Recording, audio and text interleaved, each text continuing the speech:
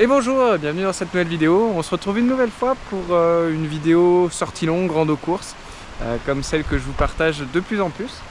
Aujourd'hui, on est du côté de l'Agita. Pour ceux qui ont déjà fait la TDS, ça doit vous dire quelque chose. Donc l'Agita, c'est un lac, d'abord le lac de l'Agita, qui est juste en dessous par là-bas, avec un barrage juste derrière. Et de l'autre côté, le refuge de l'Agita, c'est un endroit qui est un ravito sur la TDS, à peu près au milieu de la TDS, je dirais aux alentours du kilomètre 70. Et l'idée aujourd'hui, ça va être de faire une reco du parcours, non pas pour moi, mais pour Clémence, qui est là-bas, qui se prépare tranquillement, parce qu'elle fait la TDS cette année. Et on est juste à côté du point où on a le passeur de Pralognan. En gros, depuis l'Agita, on va en direction du Cormet de Roseland et puis du passeur de Pralognan. Le passeur de Pralognan, allez voir ma vidéo de la TDS si vous voulez voir. C'est un point qui peut faire un petit peu peur si on n'a pas trop l'habitude de la montagne. Maintenant, on le passe de jour, donc c'est moins inquiétant qu'avant. Avant, il le passait de nuit. Il y a eu un mort une année ici, malheureusement.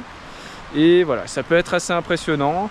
Donc l'idée aujourd'hui, c'est de faire la reco de cette partie-là. On va commencer par aller du côté du Rocher du Vent que je connais pas, redescendre sur le Cormet de Roseland, aller jusqu'au passeur de Pralognan, aller un petit peu derrière du côté du lac Ezola, et puis faire ça en sens inverse jusqu'au Cormet de Roseland et finir par cette fois-ci col de la Sauce et chemin du Curé pour redescendre sur l'Agita.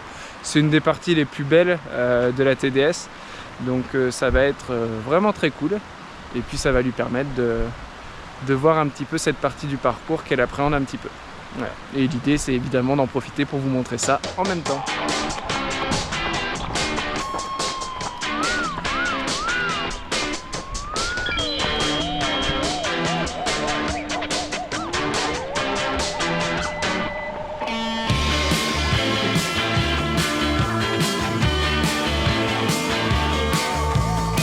Donc voilà, on attaque la première montée du jour pour aller au niveau du Rocher du Vent, là-haut. Tout à l'heure, on reviendra par là-bas, au niveau des petites maisonnettes. C'est la redescente sur l'Agita depuis les montagnes, là. Voilà, le lac de l'Agita et le barrage dont je vous parlais il y a quelques instants. Et Beaufort est derrière. Beaufort, ravito du basse vie même, 90e. Même 97e, moi, mon année à la montre.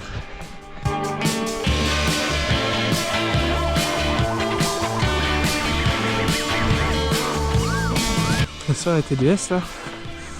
Après donc les petites maisonnettes, on remonte derrière là. Hop. Pour passer de ce côté là sur la gauche.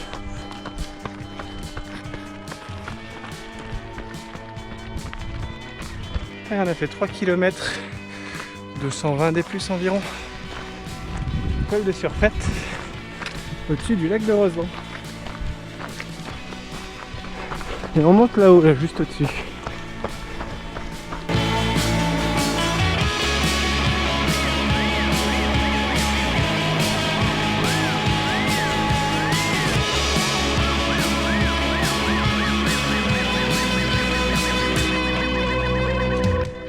Petit bateau sur l'eau.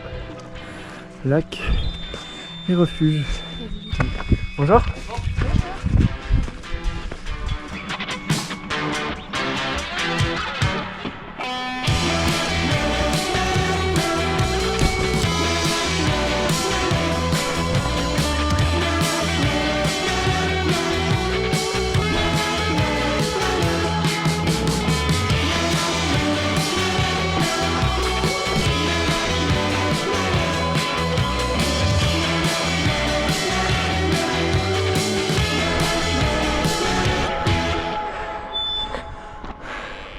Et voilà le col de la Lose, 2331 mètres. Le Rocher du Vent est en face. Et nous on vient de grimper ça. La fin est plus raide.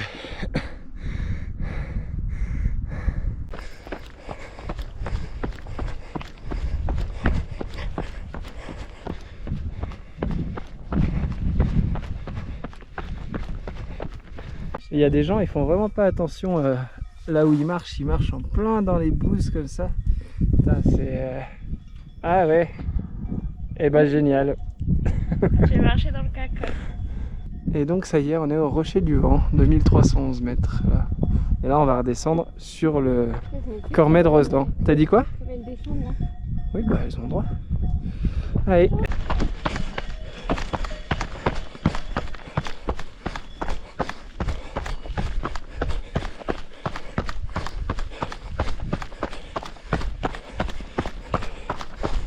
C'est vrai? C'est vrai? T'as peur des vaches? C'est tout terrain ces trucs. Hein. C'est marrant, tu te dis pas qu'une vache ça passe comme ça là-dedans. Après, elles font quand même les sentiers. Oui.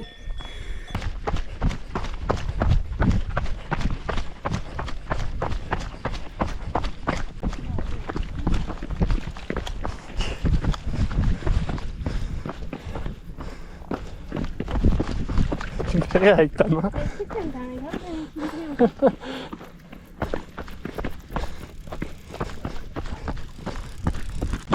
Bonjour.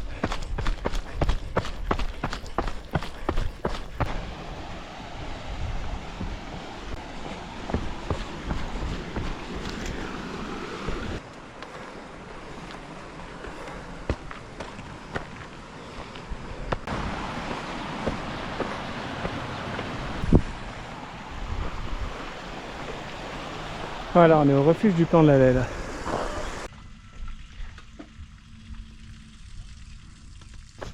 Alors on a pris un petit diabolo rapide au refuge du Plan de la Lelle.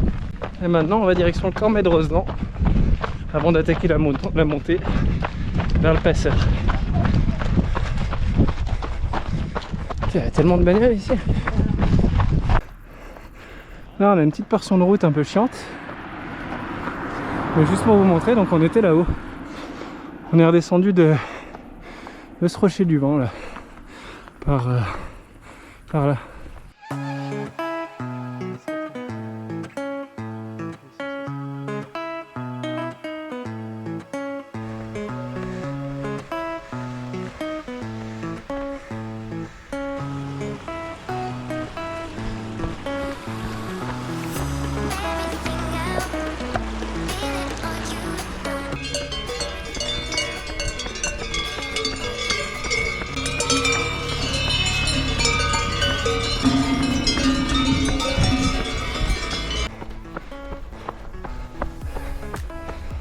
Voilà, on arrive au Cormet de Rosedan, carrément le ravito qu'on peut considérer comme la mi-course sur la TDS, entre celui-ci et celui de la Gita après. Et lui aussi il va jusqu'au passeur, il m'a dit. Il y en a pour un moment. J'ai un compagnon qui s'est incrusté sur mon bâton, il veut pas s'en aller, même quand je bâtonne.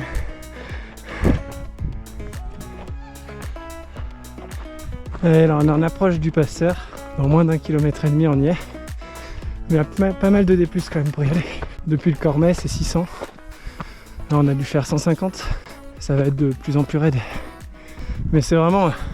Le passage dangereux n'est vraiment pas long. Je dis ça assez fort pour la rassurer en même temps derrière. Mais ouais c'est vraiment assez court.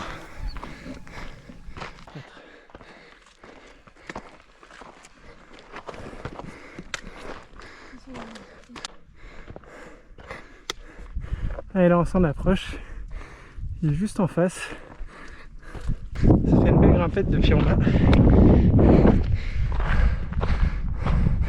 Il reste à traverser toute cette caillasse et à passer de l'autre côté.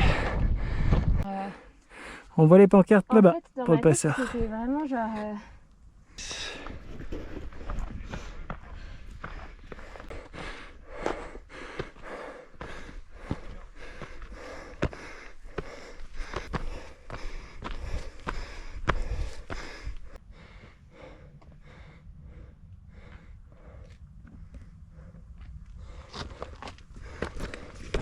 Bravo Toutouille, on arrive en haut.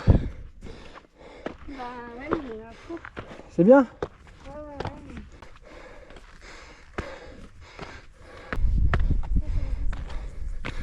Ouais. Ah.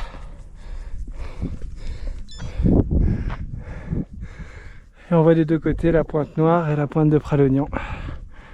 Wow. Voilà, on a passé le passeur. On redescend de l'autre côté. On va aller là jusqu'au lac Ezola. Et puis après on fera ça en sens inverse.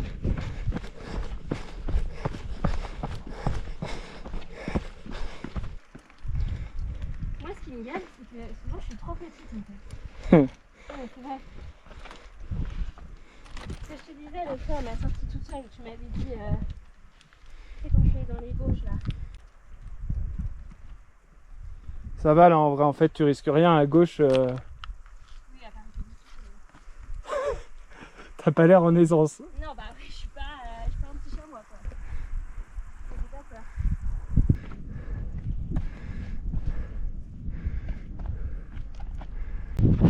peur. Et là on arrive en bas de la redescente. On est redescendu de là-haut. Comme ça.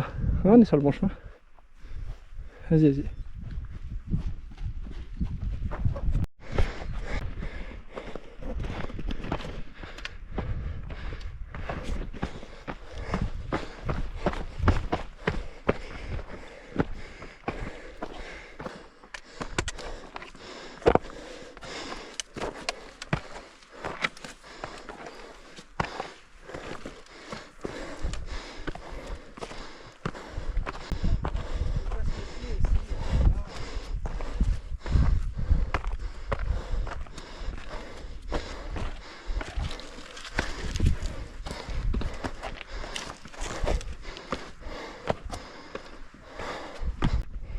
Et on arrive au lac Ezola. Je me rappelle très bien de cet endroit.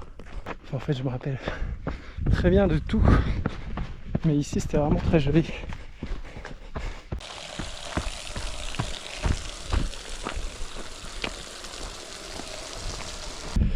Allez, voilà, on est arrivé jusqu'au point où je voulais lui montrer. Après, de l'autre côté là-bas, ça continue direction le fort de la Plate, puis Bourg-Saint-Maurice. Mais il n'y a rien de spécial à voir niveau technicité ou passage. Donc on retourne dans l'autre sens, on repasse le passeur de Pralognan. Là il y a vraiment oh là là, elle me gêne. Et après on redescend sur le Cormet, avant ensuite de faire donc le col de la Sausse et la redescente sur le chemin du Curé.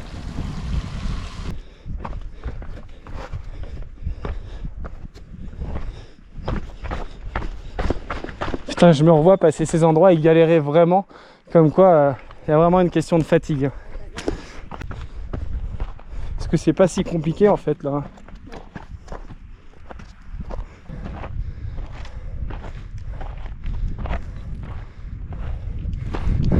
Monte sur ta gauche, voilà. T'as une main courante, certain, hein, si t'es pas à l'aise.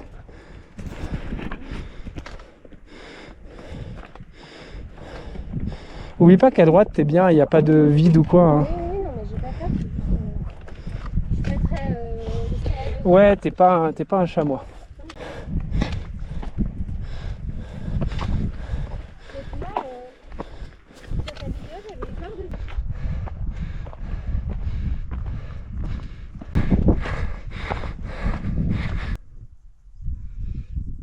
Et allez, on est de nouveau au passeur et ça redescend. La toutouille. Ouais. On voit le Cormet en fond là-bas. Donc le passeur c'est ici là le début.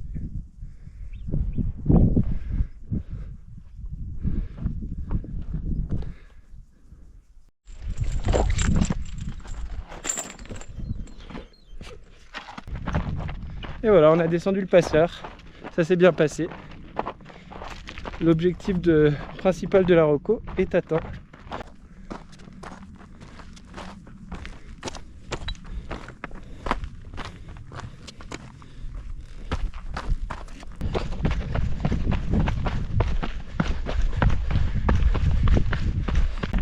Je prends juste un peu d'avance sur cette descente parce que je voulais essayer de faire travailler un peu les cuisses.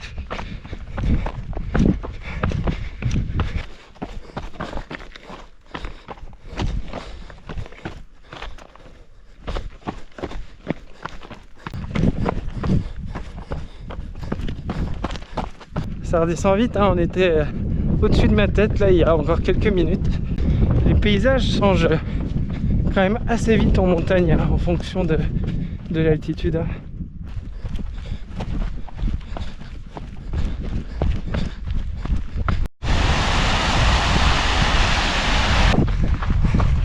Et là on est sur les 2-3 km gratuits après la descente du passeur, juste avant le Cormet de Rosnan.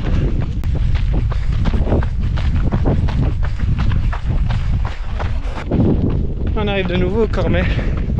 Cette portion, depuis le bas de la descente jusqu'ici, est hyper agréable. Un sentier large comme ça, tout en faux pas descendant, à part une mini montée là à la fin. Et maintenant on est en direction du col de la Sausse. On remonte sur environ 350 d+. Dans mes souvenirs, celui-ci il est... Enfin c'est pas un gros morceau quoi. C'est beau hein. C'est calme surtout. Hormis au Cormet où c'est rempli de voitures et de motos.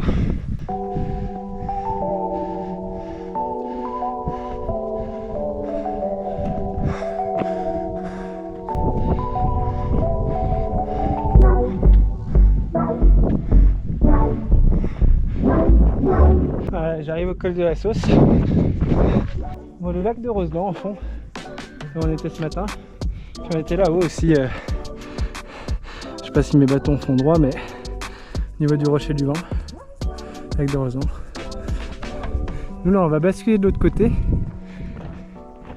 pour redescendre direction le chemin du curé. Et voilà. 2307 mètres, ce col de la Sausse.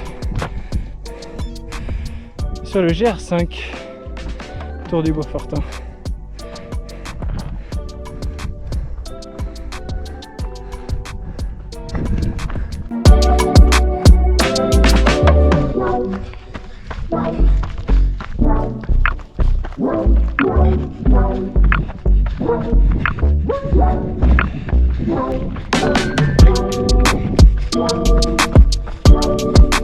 Alors en arrivant au bas de la descente, au niveau du torrent de la Gita qui rejoint après le lac, et il va descendre par le pas du curé, enfin chemin du curé, et nous on va le longer, et c'est vraiment un endroit magnifique au milieu de nulle part, très calme, assez sauvage finalement parce que il n'y a vraiment personne ici.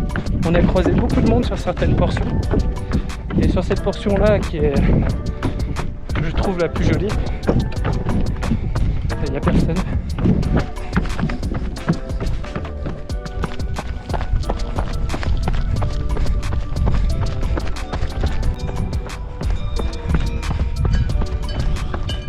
Le marché à côté d'elle. T'es petite toi?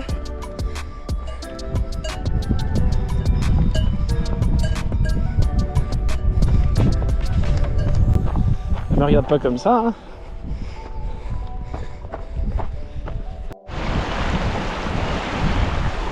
Le voilà, le torrent de la Gita qui vient de... hop, comme ça là.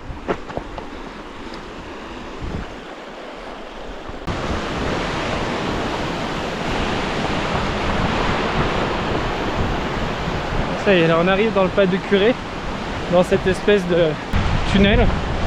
D'abord ça se referme comme un peu comme une faille dans la montagne, et après on passe, vous allez voir, dans une sorte de tunnel.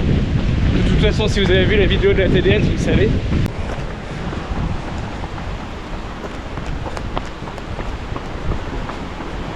Mais ouais, donc avant ça on longe un peu le torrent là.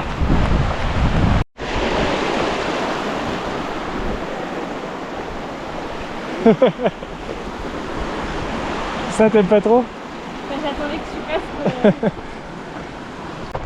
Et nous voici au pas du curé, cette portion sous la roche de la falaise.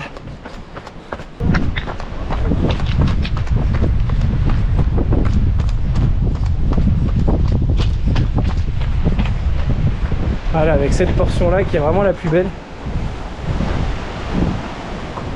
Bosna Moro, mort accidentellement par un coup, c'est pas drôle, mais un coup de mine. 1892. Un coup de mine? Non, je sais pas, je pense qu'ils ont creusé ça à la mine là. Coup de mine. C'est pas drôle, mais ça m'a fait rire un peu quand même.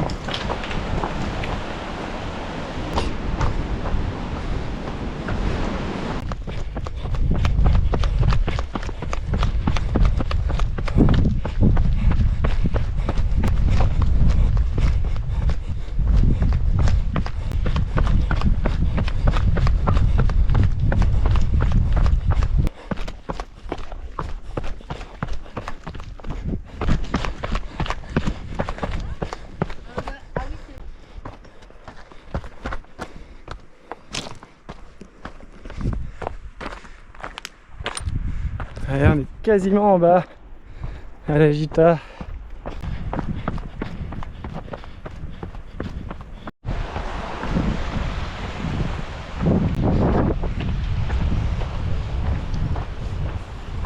Et une toute petite montée pour arriver au refuge de la Gita. Et nous ensuite là on retourne à la voiture. Mais sur la TDS, ça continue par là-bas. Et ça monte. Direction ensuite le pas d'Outray, la montagne d'Outray, avant de redescendre sur une longue descente sur Beaufort. Et nous on vient du creux là. Hop, on est descendu comme ça. Là.